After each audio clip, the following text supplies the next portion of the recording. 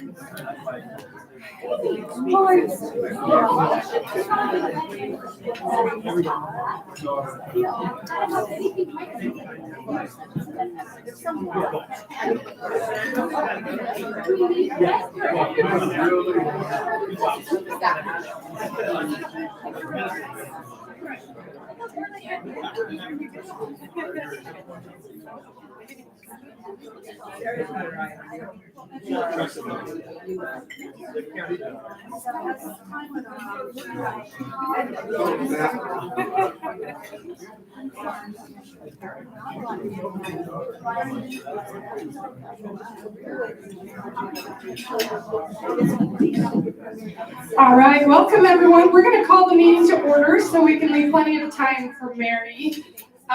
You guys are the diehards here in the summer. This is good. Our last summer luncheon, and then we'll take a little break for July and August. So thank you so much for being here. We want to welcome everyone, new friends, old friends. Thank you to our elected officials here. I think Commissioner Adam Snow, and we've got our state GOP Vice Chair Jordan Hess, and our county party chair, Lisa, of course, you guys know her. So thank you for being here. And just a couple of quick announcements to start us off. We are missing $20 from check-in. Maybe if it got stuck to your shoe or something, check around, do it. See, the treasurers have let me know. So if you saw one on the ground, thanks. And then, let's see. So we have a couple of events coming up. Juneteenth, Monday the 19th. The county party puts on a Juneteenth celebration. It's going to be at Veterans Park in Washington. So that's a great opportunity to come meet new people in the community, learn about Juneteenth, celebrate the Republican Party freeing the slaves. So hopefully you'll join us. That's a big family event. Bring the whole family. And then on the 24th is the UFRW summer program. So that's going to be in Provo. You should be receiving an email probably later today or this week. So mark your calendar on that. Carpool with some friends. That'd be great to go up and I know Lorene and others have been working on that from UFRW, so thank you for that. And then we just wanted to make mention, I'm sure many of you have heard about Congressman Chris Stewart needing to resign due to his wife's health. And so we just want to thank him for all that he's done for Washington County. He's been a great friend to us. he always comes to our meetings and listens and helps us. So send your prayers and thoughts with him and his family. And the way that process will work is a special election will be called by the governor, and it'll be state delegates from the counties that District 2 covers. So that'll all be happening pretty quickly. You'll have a party with those delegates. Will have an election to put forth their nominee, and it also allows for signature candidates if they get a certain amount of signatures within, I think 30 days or 28 days. They can also be on the ballot. Once they have that primary, of course, it will go to the next. There's certain election laws, I'm not gonna tell you wrong, but it has to go at a certain procedure that way. So follow along with that, and we will be working on that. So unfortunate to lose Chris there. All right, well, I'm going to turn the time over to Sharon, our chaplain, for our prayer, and then following her will be Carol Bracken for our Americanism and Pledge, and then we will go to our new member report, or membership report by Marion, and then we are going to turn the time over to Shirla to introduce our speaker. Thank you.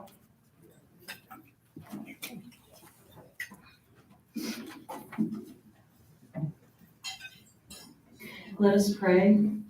Dear Heavenly Father, we're thankful to Thee to be together again and for our caterer Carrie and the wonderful meal that's been prepared for us.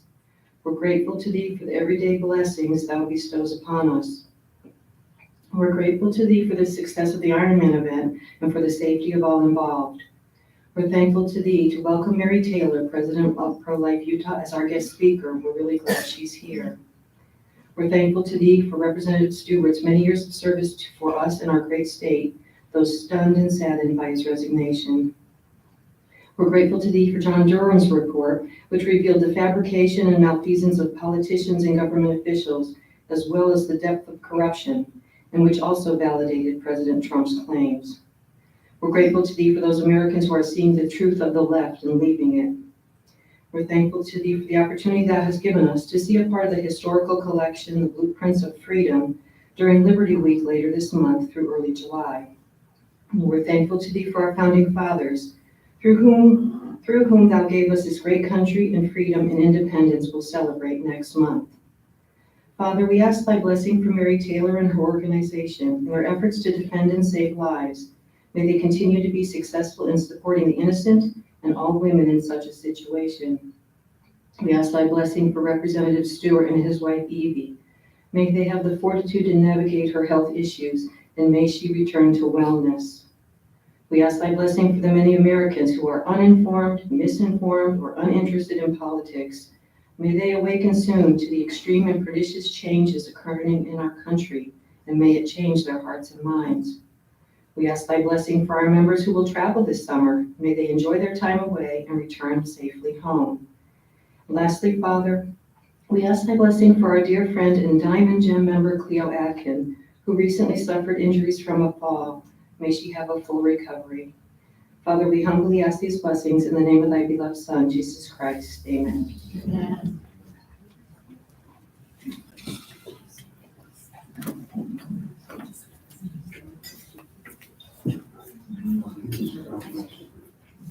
Bless her prayers. Cleo Atkins isn't with us today, but I wanted to share a few things with you. Cleo has been a member of the Washington County Republican Women for over 60 years. During that time, she served as vice president and president, and in many other capacities. She has loved working with the many bright and capable women in our organization, and she said, "I believe that women really have a place and a voice in government, and that they absolutely should know what is happening." She is also grateful that through the years that we have had such wonderful and outstanding speakers. How thankful we are for people like Cleo Atkins and for all of those who have worked so diligently to lead this organization and who have provided a great service to us all. The National Association of Republican Women has encouraged each organization to have an Americanism, which we have done for the past 4 years. But what exactly is Americanism? According to the internet, Americanism is an ideal of loyal patriotism, religious tolerance, righteous freedom, fearless courage, honest integrity, abiding faith in the commanding destiny of the United States, and a fathomless love for the principles that led our forefathers to found this country. The founders of our country lived in challenging times, and so do we. Dr. Joseph Warren, president of the Massachusetts Congress at the beginning of the Revolutionary War, said to his fellow Americans, "Our country is in danger, but not to be despaired of. On you depend the fortunes of America. You are to decide the important questions upon which rests the happiness and the liberty of millions yet unborn. Act worthy of yourselves." Today, we are those millions that were yet unborn when Dr. Warren spoke over 200 years ago.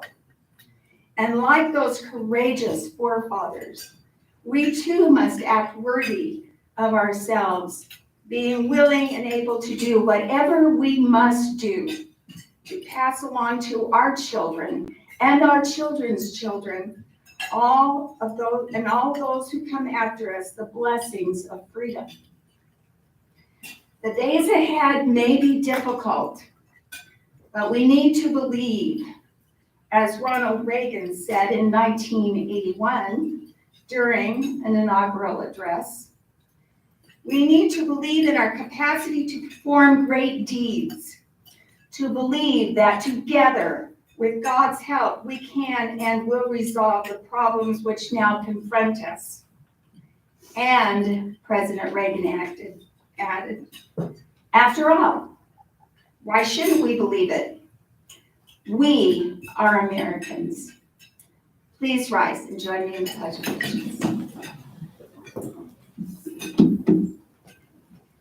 I pledge allegiance to the flag of the United States of America and to the republic for which it stands, one nation under God, indivisible, with liberty and justice for all.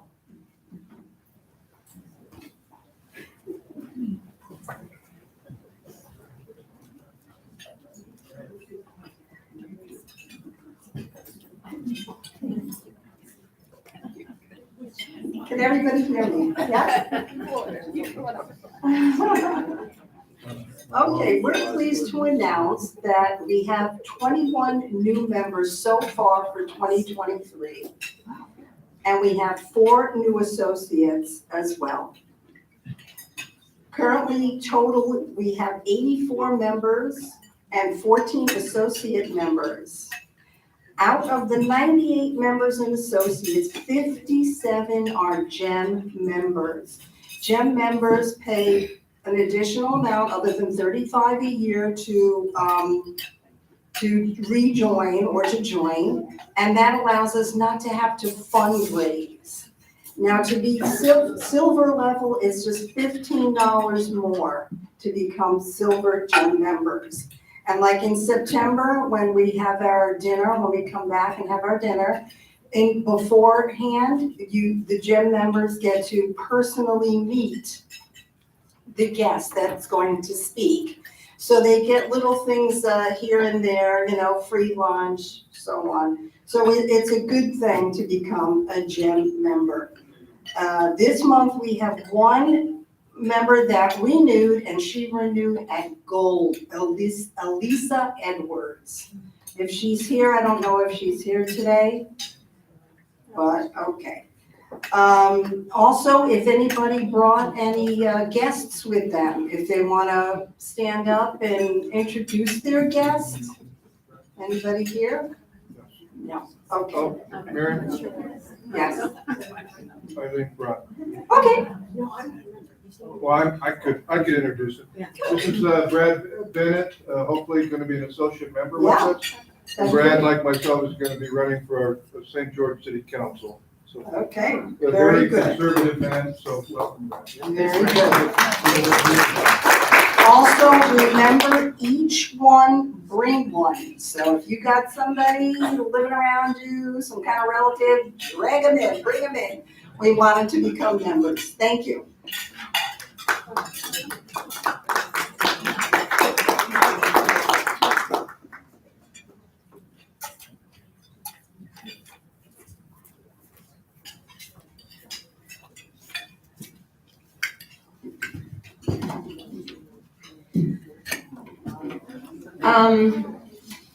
You have already heard that Mary Taylor has the distinction of being president of ProLife Utah.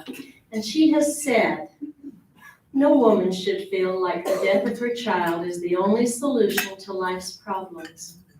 We work to bring real love, support, and solutions to women as they navigate difficult circumstances. We also work to end elective abortion through legislation, community engagement, and offer healing, and offer healing and support to those harmed by abortion. That's beautiful. Thank you for that, Mary. On a lighter note, Mary loves Indian and Thai food, which means she likes it hot. The hotter, the better. Her husband swears that not that he swears, but he swears that she went through 5 pitchers of water with one meal, trying to, even out the heat, tears, sweat, the whole thing, 5 pitchers of water. Trip to the bathroom with that take. Mary is a firstborn, which says a lot about her. This makes her a natural group activity leader. In her family, she is always planning the next adventure. Camping and whitewater rafting were always at the top of her list, and it's now camping and kayaking. And I understand there's another trip momentarily. Mary loves gardening. She raises her own chickens and selects the chickens she's going to get, very important, by the color of their eggs. Right now, she has blue and green and brown eggs. Any white ones in there? Not yet. Not yet, no white. All of her chickens have names, and the names are given to them by the grandkids. And if a chicken has a name, it will never see the stew pot. So I am told they die of old age, happily, in the yard. Her garden is laid out, now this is top secret, her garden is laid out in a manner that her chickens can do her weeding for her without getting to the vegetables. I know the secret now, but I can't disclose it to you. Now, remember, ladies and gentlemen, if you have a question, put it on the card, please, and I will pick them up. Don't raise your hand, because I'm not going to call on you.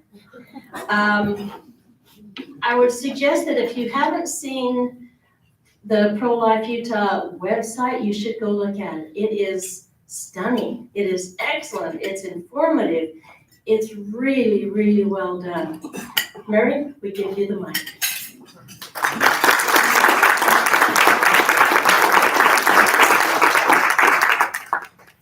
Thank you so much, Sherlyn. So my husband's giving my secrets away, apparently. But the fact of the matter is I am just extremely lazy, and so I devised this chicken garden thing. Give me just a minute to grab my laptop.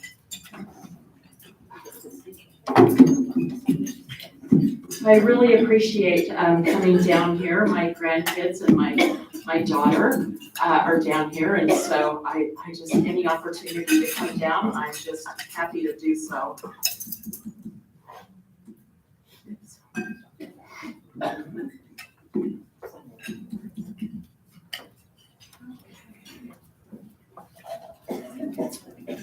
Oh.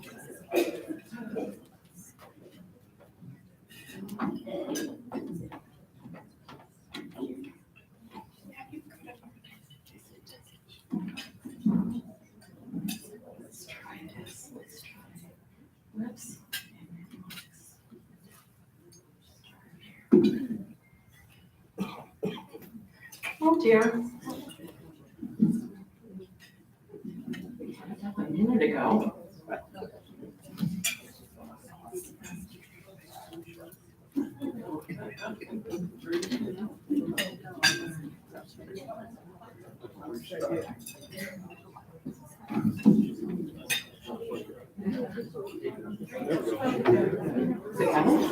Oh, good. Here's one. We have one.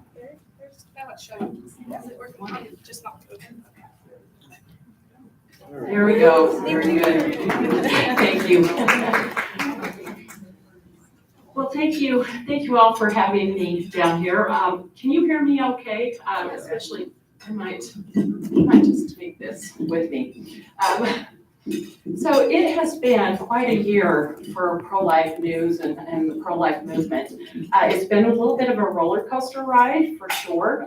We've had some ups and some downs, but there is a lot to talk about. First, I'd like to tell you a little bit about why this issue is so important to me and how that played a role in the formation of ProLife Utah. I was here a couple years ago and I went into a little more detail in that. So today I'll just do a quick Reader's Digest version because what I really want to talk about is how Utah played a role in the reversal of Roe v. Wade, where we've come since then and where we go from here. So ProLife Utah got its start and I began my healing journey about 8 years ago when David DeLayden released the undercover videos of Planned Parenthood, exposing the Planned Parenthood baby body part scandal. Many people, including myself, were horrified at what we were seeing. And so that spurred protests in front of Planned Parenthood clinics and at the state capitol. And after a few of these rallies, several of us got together and decided that we needed to do more than just hold a protest sign. And so ProLife Utah was born. Now this is a very personal undertaking for me because you see, years ago I found myself with an unplanned pregnancy. Now I considered myself pro-choice at the time. My body, my choice, a woman's right to choose. That all seemed very reasonable to me. But when I actually had the choice to make, the pro-life arguments started to haunt me. What if this were really a baby? What if abortion was really taking the life of an unborn child? Because I didn't have the right to take the life of another human being, no matter how dire my circumstances might have been. So I took myself to a local abortion clinic and I sat down with a counselor. And I told her about my concerns and I asked her about the development of my then 11-week-long pregnancy. I was told that I had nothing more than a clump of cells the size of a pencil point that was in no way, shape, or form a human being. Well, that alleviated my concerns to some degree, but I was still unsure. And so I told the counselor that I was going to go home and think about that for a few days. But she pressured me and she told me that the price would more than double and that the risk to my health and to my life would increase dramatically if I waited. And so I went ahead with that abortion that day. You know, it's been a lot of years and that never gets easier to say. But years later, I was pregnant with my daughter and I was following along in a fetal development book about the miraculous development of my little girl. She had a heartbeat, she had brain waves, she had little fingers and toes, complete with fingernails and fingerprints. Every organ in her body was in place and just needed some time to mature. She was doing somersaults inside my womb, although I couldn't feel it yet. And yes, she was yawning. And then it hit me. This was the same stage in my pregnancy that I had had an abortion. And this realization was devastating. It would affect me for the rest of my life with depression, with substance abuse, and ultimately it would be the catalyst for my pro-life activism. My story's not unique. I meet young women all the time who have gone through very similar experiences. And it is baffling to me that more than 40 years later, that same kind of deception persists. Whatever your views on abortion might be, I think we could all agree that a woman deserves the right to have full and complete information before making such an irreversible decision. So I was eager to join with like-minded people to form ProLife Utah. We began to lobby at the Utah State Legislature, and we soon realized that we needed to do more than just change laws.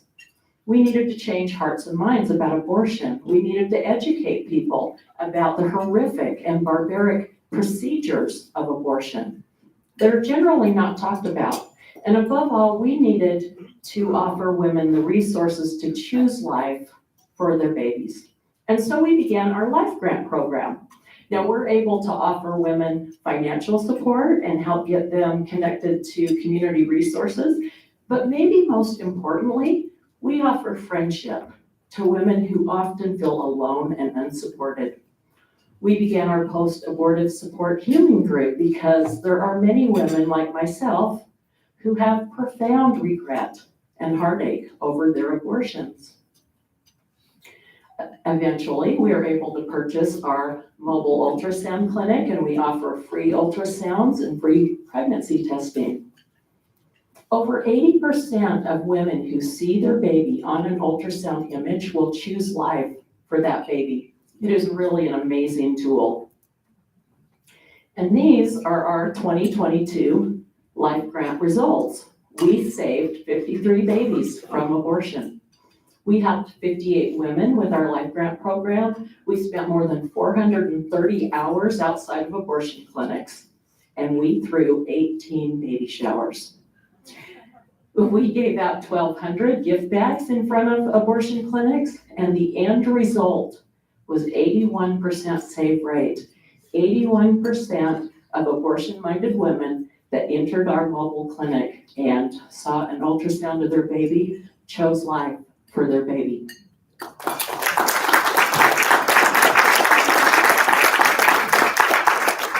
Thank you. So I've been involved in every single facet of our organization. And I do strongly believe that this is the most important thing that we do, that helping women is by far the most important thing we do. But personally, for me, I have always felt like my calling was in the lobbying and the legislative arena.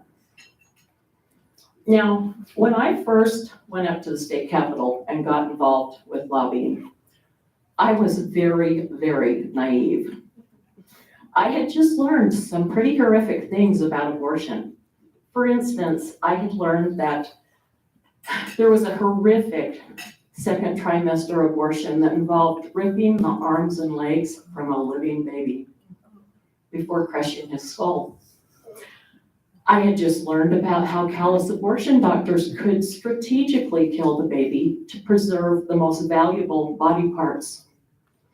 And I would learn that it was very likely that a baby as early as 8 weeks gestational age could feel the pain of that abortion as it was performed. And I knew that if I didn't know these horrific details as much as abortion had affected me and my life, that it was very likely that a lot of people didn't know this. And so I was just as sure that when these things were exposed, abortion was going to quickly become a thing of the past. I was going to get in, and I was going to work real hard and get out, and we were quickly going to see an end to abortion. And it was a rude awakening for me to find out this was not the case. As I came head to head with how difficult it could be to pass pro-life legislation, even when it wasn't all that far reaching, and even when it seemed to me it shouldn't be all that controversial, for instance, informed consent laws, which only require that a woman receive the same kind of full and complete information that you would expect when having a gallbladder surgery. I went from being optimistically naive to being very, very cynical. But despite my cynicism, we had some pretty amazing results at the Utah State Legislature. We passed the 18-week ban, which is now in effect in the state of Utah. We passed the fetal remains dignity law, also now in effect. We passed a lot of informed consent laws. We worked on that multiple years, and most of those laws are now in effect. We passed the Down syndrome abortion bill, now in effect, and we worked on the trigger abortion law, which is now enjoined and in process of litigation, and we will talk about that more in just a minute. Most recently, here in 2023, we passed what has come to be called the abortion clinic ban. Now that included perinatal hospice information for parents who have received fatal fetal diagnoses and a couple of other changes. Now, I wish that I could tell you that I saw the end of Roe v. Wade coming, but I have colleagues that will tell you that. But as I said, I had become quite cynical, and I really did not believe that this was something I was going to see in my lifetime. So let's take a look at just how that unfolded. It really was an amazing 5 years when I look back at it. You may know that the bill that ultimately overturned Roe v. Wade was a 15-week abortion ban out of Mississippi that would come to be known as the Dobbs versus Jackson Women's Health case. What you may not know, unless you're following this issue very closely, is that the exact same bill was introduced at the state legislature in Utah in 2019 by Representative Cheryl Acton. Now, we've been working with Alliance Defending Freedom, which is a legal organization that was also behind the Mississippi 15-week ban, to bring that same legislation to Utah. ADF believed that the more states that would pass this kind of legislation, the better chance the Supreme Court, there would be of the Supreme Court taking the case. So the 15-week ban was drafted and in process at the state legislature when we were contacted by ADF and told they had changed their mind. They had come to believe that the Supreme Court would never take the 15-week ban. So much for those tea leaves, right? Now, to be fair, the Supreme Court would change considerably over the next few years, but in 2019, that was the consensus. And we were heartbroken. We had had our hearts set on that 15-week ban. And it was very hard to make that change. But after some soul searching and long discussions with Representative Acton, we came to the conclusion that if the 18-week ban had a better chance at the Supreme Court, then that is the direction that we should go. We passed the 18-week ban, and it was immediately challenged and enjoined just as expected, and it began to make its way through the court. And we had hoped that this law would get to the Supreme Court and be given cert, which just means that the Supreme Court agrees to hear the case. I never dreamed that one of these gestational bills would be what ultimately reversed Roe v. Wade. And then in 2020, Senator Dan McKay and Representative Carrie Ann Lisenby passed the Utah Life and Implantation Bill, the trigger bill or trigger law. Now, this would ban all abortion in Utah other than the exceptions of rape, incest, life or health of the mother. It's called the trigger law because the reversal of Roe v. Wade is what would trigger this to go into effect. If Roe v. Wade were not overturned, it could not go into effect, and therefore it couldn't be challenged. So now we had this piece of legislation that was, did we lose our connection again? There we go. Am I kicking cords here? So we had this legislation in place that would ban abortion if Roe v. Wade were overturned. But as I said, my cynical side did not believe that was going to happen. I thought that maybe, just maybe, long after I was dead, that this bill might come into play. But only one short year later, the Supreme Court agrees to hear the Mississippi 15-week ban, and then in 2022, of course, the Supreme Court overturns Roe v. Wade.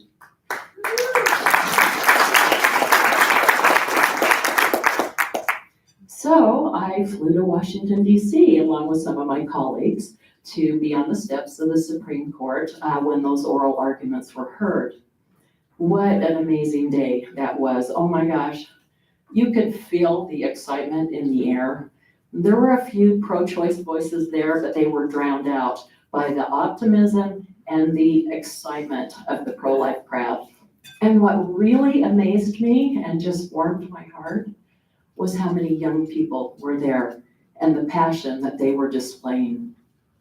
It was absolutely an amazing day, and I was very grateful to be there and be part of that. And that evening at Alliance Defending Freedom, ADF, put on a very nice banquet, and we were invited to this banquet because of our involvement in this legislation. Attorney General Lynn Finch of Mississippi spoke, and I was very proud that Attorney General Sean Reyes of Utah also spoke. He was not there in person, but he joined us by Zoom. So it had been an exciting day, and I went back to my hotel room just exhausted. With all the events of the day and all the excitement, I had never had one single minute to actually listen to those oral arguments. And so the next morning in my hotel room, I listened to the oral arguments, and chills ran up and down my spine as I realized for the first time that not only was there a very real possibility that the Mississippi case was going to be upheld, but it was very possible that the Supreme Court was going to overturn Roe. I was elated. I went home a lot less cynical. Victory was at hand, and I was planning my retirement. So, Utah's Attorney General's office, along with 23 other states, filed amicus briefs in the case. Senator Mike Lee also filed an amicus brief urging the court to overturn Roe. All in all, there were 140 amicus briefs filed in that case. And it would be a long 6 months before the Supreme Court handed down that decision. I think a lot of the country was on the edge of their seat during that time. And when the Supreme Court started its session, I would spend every morning at my computer refreshing the page as the decisions came down one by one. Now, I don't know if you know how that works, because I certainly did not. But the Supreme Court will post a decision when they're in session on their website at 8 o'clock in the morning. And a few minutes later, they might post another one. They can post anywhere from 1 or 2 to maybe as much as a half a dozen decisions, and then it's done. And then the next day or the next time they're in session, it starts again. So there I would sit every morning just on the edge of my seat, refreshing, and then one morning it happened. The Supreme Court overturned Roe v. Wade and sent abortion law back to the state. And I just skipped pages 1 too soon. There we go. So the results of the Dobbs case were a 6-3 decision overturning Roe. The court held that the Constitution does not prohibit each state from regulating or prohibiting abortion, and the states are now free to legislate abortion law. So as I said, on the morning of the 24th, the Supreme Court overturned Roe. By that afternoon, our trigger bill, whoops, I'm having technical problems.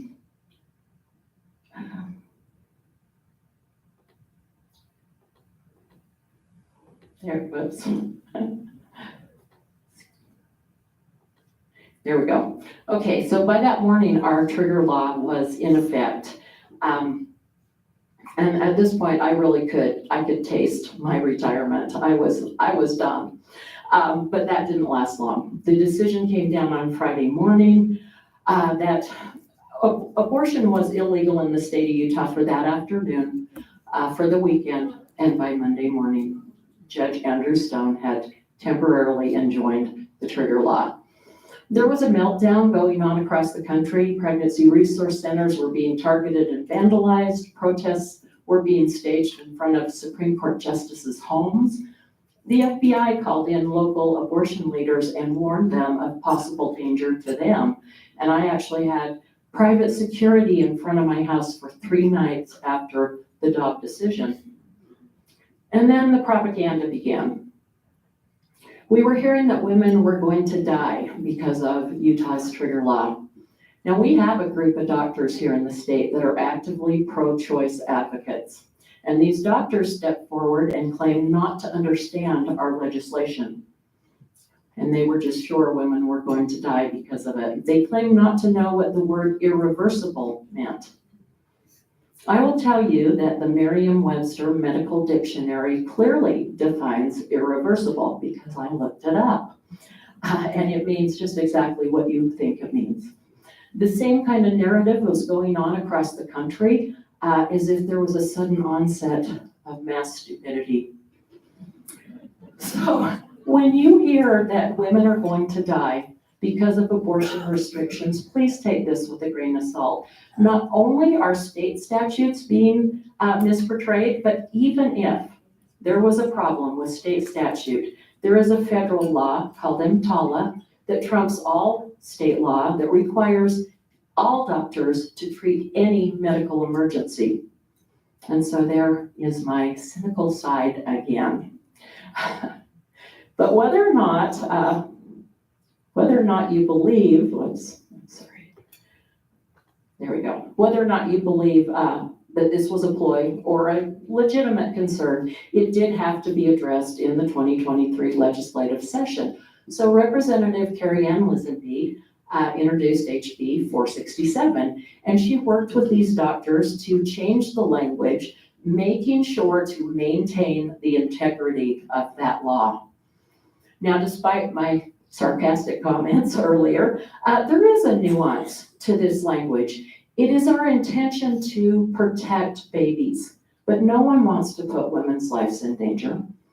Now, just yesterday, the Oklahoma Supreme Court struck down one of Oklahoma's laws because they interpreted the law to require a woman not be treated until it was an all-out emergency and she was on the brink of death. I believe the language that we passed this session does a better job than Oklahoma's bill at protecting both mother and baby. Now, the bill also ended licensing of abortion clinics. It's come to be known as the abortion clinic ban. It placed a limit on our exceptions of 18 weeks. So if you're going to take the exception of rape, incest, rape or incest, you have to do it before 18 weeks. Now, in addition, it required perinatal hospice information be given to parents facing fatal fetal diagnoses. Also in 2023, Representative Brady Brammer passed HJR 2, and that raised the the standard for the judicial injunctions to meet federal standards. And this requires a much higher probability of success in order for a judge to impose those injunctions, but to no avail, because HB 467 was immediately enjoined by the very same judge, Judge Andrew Stone, that enjoined the trigger law. This was a tragedy. We estimate that more than 2,800 babies have died since that temporary injunction. And I've heard that it will take as much as 2 years for the trigger bill and this latest legislation to get a ruling by the Supreme Court. In the meantime, how many more babies die? I've talked to many legal experts who do believe that ultimately the Supreme Court will uphold the trigger law. They believe the Supreme Court will not find a right to abortion in the Utah state constitution. And while I believe this to be the case, I think this lawsuit illustrates why pro-life advocates have been so opposed to the ERA, or the Equal Rights Amendment. There's been a lot of concern that the ERA would constitutionalize abortion. And if you look at the case before the Utah Supreme Court right now, you'll see that it's based on equity language in the Utah state constitution. And that's exactly what our concern was with, or is, with the ERA on a national level. So let's take a look at the timeline in Utah post Roe v. Wade. In 2020, Governor Herbert signed our trigger law into effect. And in 2022, as we've said, Roe v. Wade was overturned. Also, June 24th, 2022, the trigger law goes into place. And then the permanent, or the temporary injunction is granted 3 days later, and about a week later, the permanent injunction was granted. Now, the Attorney General's office appealed that injunction, and the Utah Supreme Court agreed to look at that, how legal that was to put that injunction in place. And that's hearing was scheduled for May 10th. But the Supreme Court comes out on April 25th and cancels that hearing. They ask attorneys on both sides to submit briefs about how HJR 2, like we talked about earlier, that raises the bar for those injunctions, how that was going to affect this case. And then right after that, on May 2nd, Judge Stone blocked 467, HB 467. And now we're waiting for a date for the lawsuit. We hear sometime in September, but we don't know that for certain yet. And again, 2,800 babies have died since. Now this shows the status of abortion law across the country. No guarantees as to the accuracy of this because it is literally changing day by day. My heart goes out to our Michigan colleagues because they started out with a trigger bill a lot like ours, and they ended up with a constitutionally guaranteed right to abortion with absolutely no limits. We can't let this happen in Utah. And so as for that retirement of mine, so much for that. This has been the busiest year of my entire career. Planned Parenthood has attempted to purchase property in West Wendover, Nevada, intending to make Wendover the abortion destination for women in Utah and Idaho. Bless their hearts, the city council in Wendover denied their permit.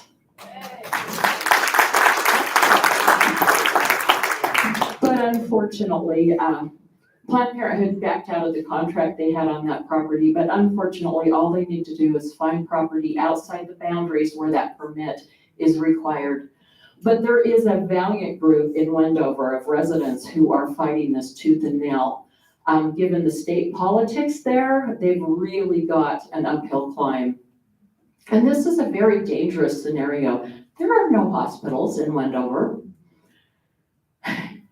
Emergencies in Wendover are life flighted to Salt Lake City or sometimes taken by ambulance to Elko.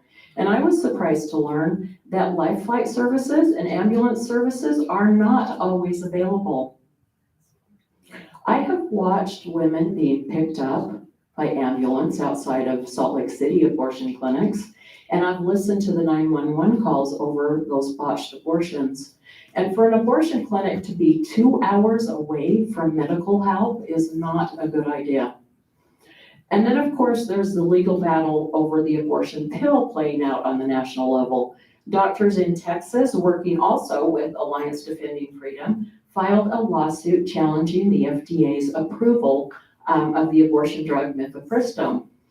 A Texas judge overruled the FDA's approval, and then another judge intervened and allowed access to the drug while the lawsuit continues. And my guess is this will go to the Supreme Court. But that's not the only danger happening with the abortion pill. This form of abortion can be accessed easily by mail from overseas. And this is a very dangerous situation. Our executive director's 13-year-old daughter was challenged to see if she could get the abortion pill by mail. At 13 years old, with no ID, no proof of pregnancy, no proof of how far along she might have been, she obtained the abortion pill from overseas for $20. Now, if she would have really been pregnant, and if she was farther along than she would have thought, which happens all the time, or if she would have had an ectopic pregnancy, this could have been deadly. So we still have a long ways to go, but let's don't forget, we did have a huge victory. So if you can make it up north, On June 24th, we are celebrating the overturning of Roe v. Wade. We are going to call it the Utah Life Festival, and this is going to be very different from a March for Life. First of all, the weather is much better in June than January, but this is a celebration. We're going to have a party, and boy, if you can make it, we would love to see you there. Let's see. Now, a lot remains to be seen as far as what a post-Roe v. Wade Utah is going to look like. But regardless of the laws that are in place here or anywhere else across the country, we must provide help to women. We must provide solutions for women that got us here in the first place, because we set the stage for Roe v. Wade to be in place for 50 years by not supporting women facing unplanned pregnancies. If we really want a culture of life, we have to counter those problems that drive a woman to an abortion clinic in the first place. This fight is not over. In many ways, it's just beginning. I see a lot of complacency in pro-life people because we had a monumental win. Like I said, I never thought I would see this in my lifetime. But if we're not vigilant, we will end up right back where we started. So if this issue speaks to your heart, I urge you, please do not rest now. Find a way to be involved. These are ways that you can get involved with Pro-Life Utah or help Pro-Life Utah, but there's a lot of different ways that you could get involved. And Pro-Life Utah does have a chapter here in St. George. Unfortunately, our director down here couldn't join us today. But let's see, here is her contact information. If you shoot her an email, she will make sure that you know when those meetings are being held and get their newsletter. They're kind of an independent organization down here. They make their own way, decide what they're gonna do. So they are in desperate need of volunteers. So if that's something you're interested in, get involved with them. And with that, I can take questions.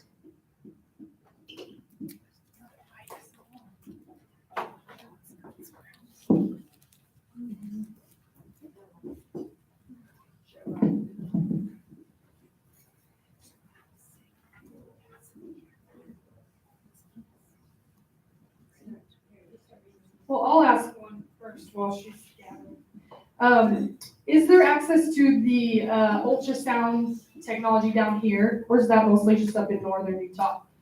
From Pro-Life Utah? Yeah. Yeah, we just have the one mobile clinic. We occasionally get up to Logan and Park City. We've talked about trying to come down here, but we haven't made it yet.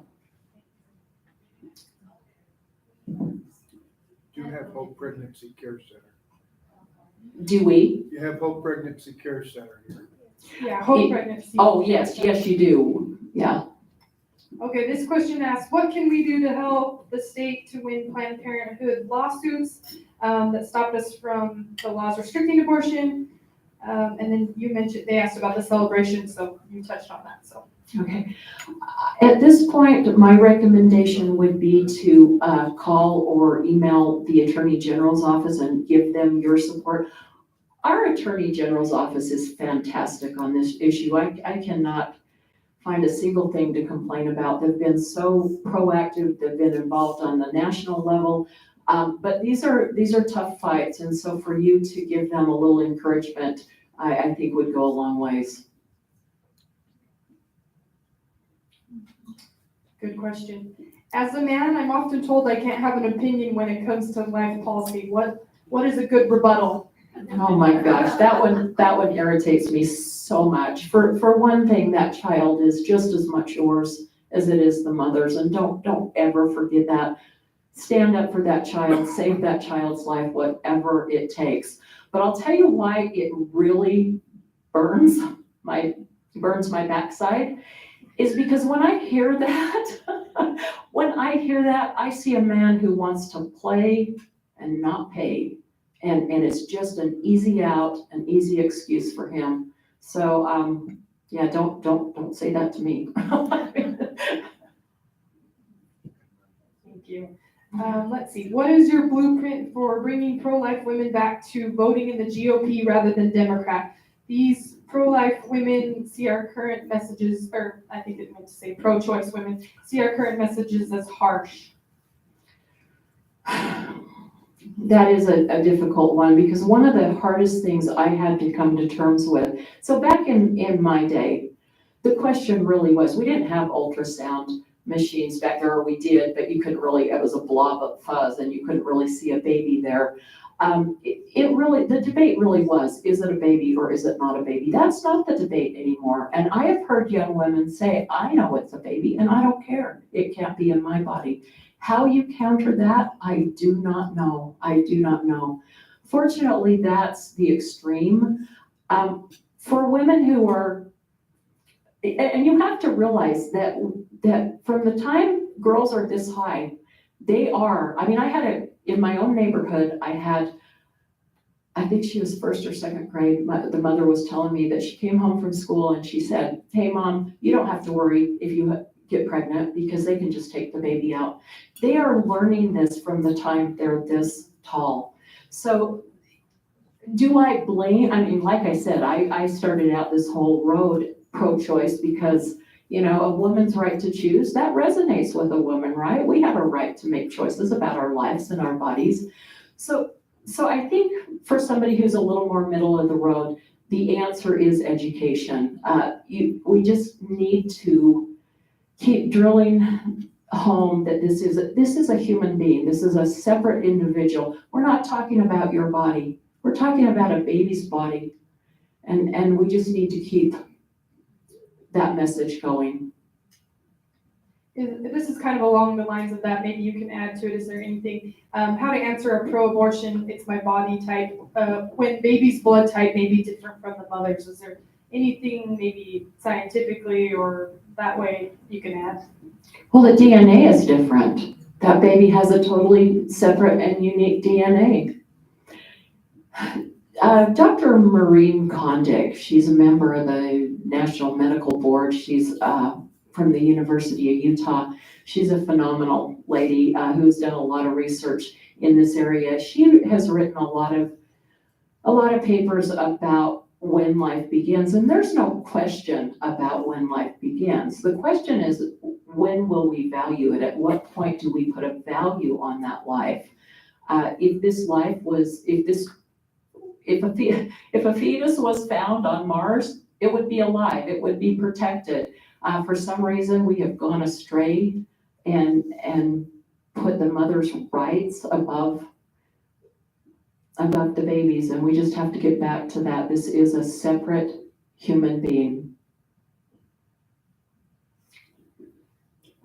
Let's see, so how do we make or improve education about, let's see, like with high schools and things like that? Sorry, I'm kind of butchering that, but how can we work with the education system? The first thing you have to do is get Planned Parenthood out of the school system. That is just the most dangerous. I want to say Nebraska. I honestly have such a hard time keeping up with the news right now. I want to say Nebraska. Maybe it's North Dakota. It's an end state. But they just recently passed some legislation that I would really like to see in Utah, requiring high school students to have fetal development education. I think that would go a long ways. North Dakota. Yeah, it was Nebraska just passed the 12-week. North Dakota, you're right, yeah. Okay, the question is, how does Southern Utah get an ultrasound machine? It's just funds, right? We need money. Does the whole pregnancy research center not have an ultrasound machine? I'm not Yes. sure. They do. Okay. They work with OBs in that area to provide those.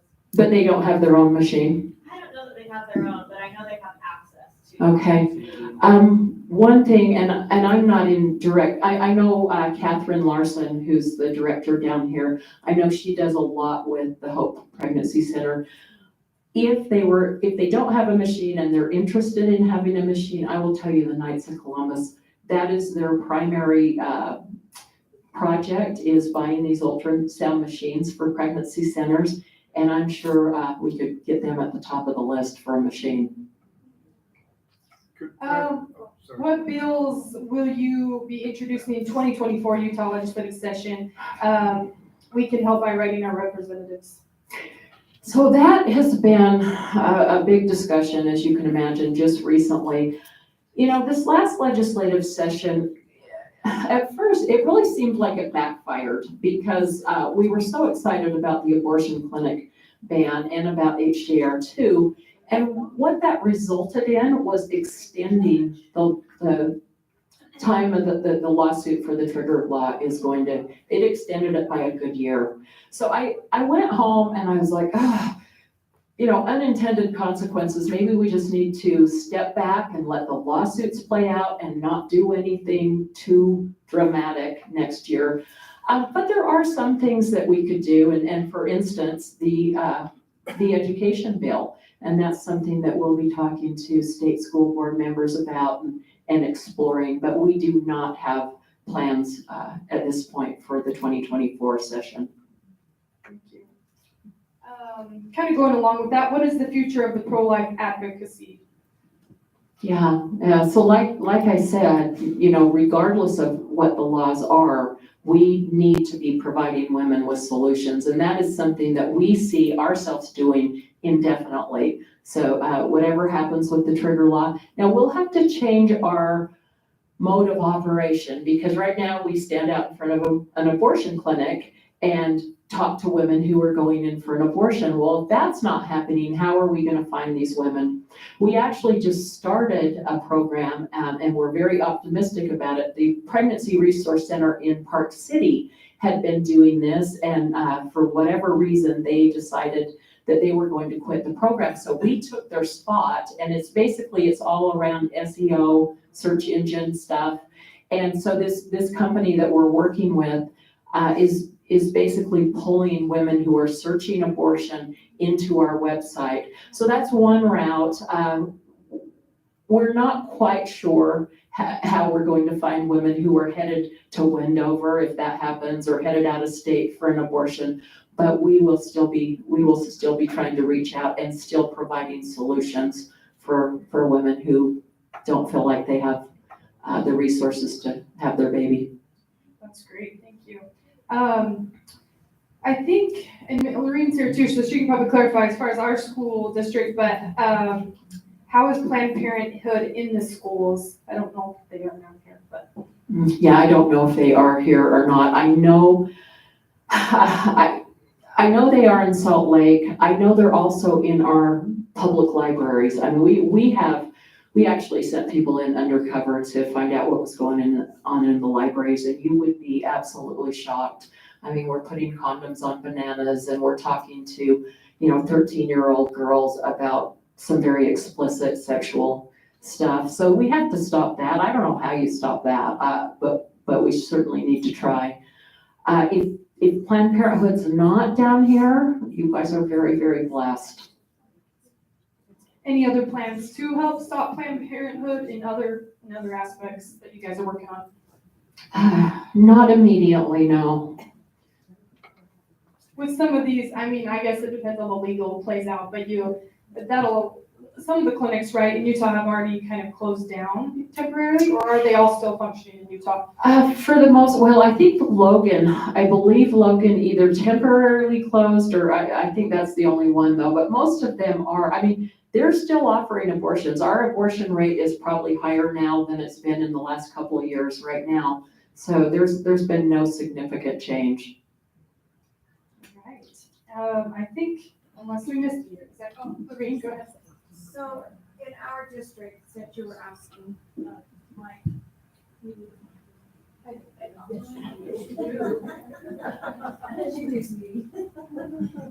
in our district, sex ed is an opt-in.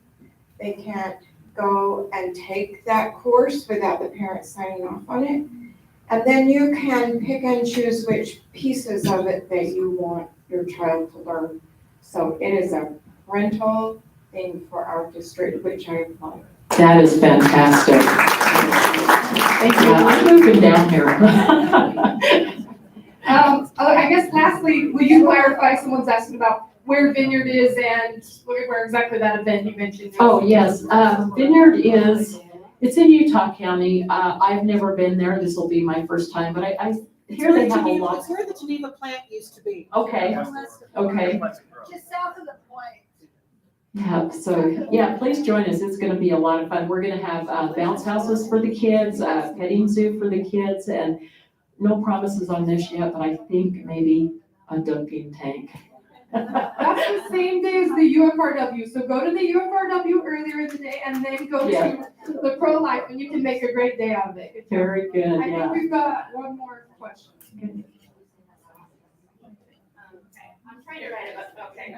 So I just have a quick question. I'm on the city council here and I had tried to introduce a resolution last year to declare the month of June pro-life month. In Yes, honor of course, Roe v. Wade being overturned, but the pushback I got was, well, we don't really perform abortions here because our Planned Parenthood, we send them up north. But don't you think there's still some benefit into cities taking a stand on that? What's your thought? most definitely, most definitely. So, first of all, women down here are having abortions, whether they're going up north or they're going to Las Vegas, they are having abortions. And let me tell you what weighed really heavy on my mind when I made that choice all those years ago. I'd gone back and forth and I'd heard conflicting information, but in my mind, abortion was legal. And so therefore I was like, well, the government would never, the government would never sanction the murder of another human being. This has got to be okay. And so for you to stand up as a city council and make your voice heard, I think is very important. All right, thank you so much, Mary. We appreciate it. I remember when I heard her speak a couple years ago, it was very, very powerful. And so we always love having you down here. Thank you. Let's give her a big round of applause.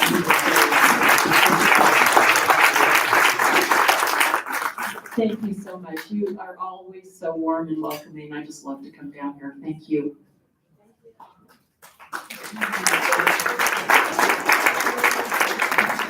Thank you. So yes, Catherine Larson, I did talk to her. She's who she mentioned runs the ProLife South. We'll get her here as well. But reach out to her. They're always needing volunteers.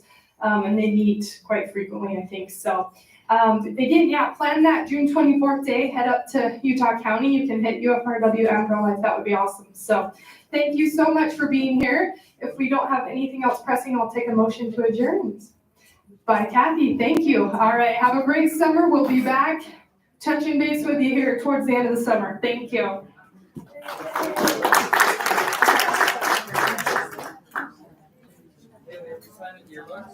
Yes.